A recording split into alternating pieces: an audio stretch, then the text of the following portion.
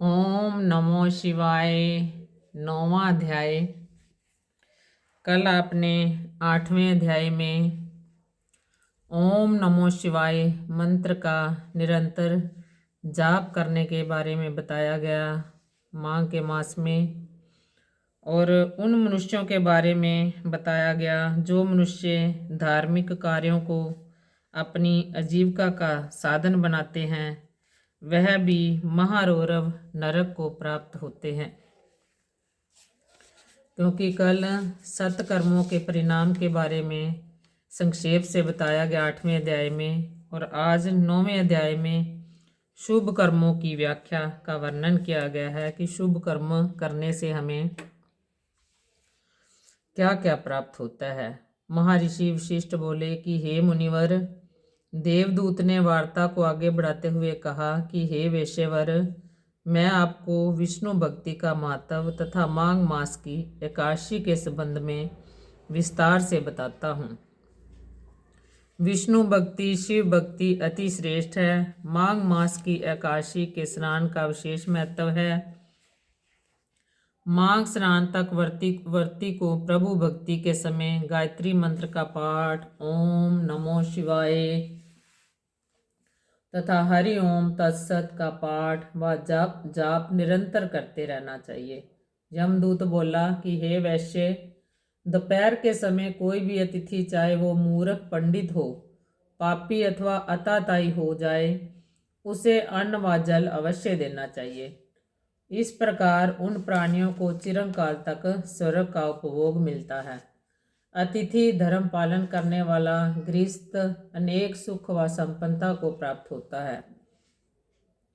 अन्नदान करने वाले परोपकारी व दानी पुरुष दिव्य विमान पाते हैं तथा स्वर्ग में अमृत पान करते हैं। देवदूत बोले, एक बार उसने स्वयं विष्णु भगवान के मुख से व्रत तथा दान के महत्व की व्याख्या श्रवण की तथा धर्मराज ने स्वयं साध्वीज राजा को, जो धर्मपरायण सत्यवादी तथा प्रजापालक व दानवीर राजा था, उससे कहा था कि यदि सुख व स्वर्ग भोगना चाहते हो तो अन्नदान अवश्य करो। देवदूत बोला, स्वयं धर्मराज के मुख से उसने सुना था कि जो मनुष्य गर्मी में जल, सर्दी में अग्नि तथा सदैव अन्नदान करते हैं, वे कभी नरक नहीं पाते।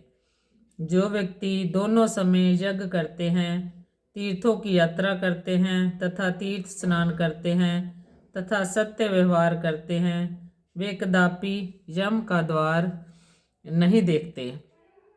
जो मनुष्य पराई स्त्री पर कुदृष्टि रखते हैं, दूसरे के धन को हड़पने की सोचते हैं, व्यापार में बेईमानी करते हैं, वैश्यागमन करते हैं, वे जीवन में पाप कर्म कमाते हैं तथा मृत्यु के पश्चात महान पाप के भागी होते हैं तथा अनेक जन्मों तक घोर नरक का कष्ट भोगते हैं।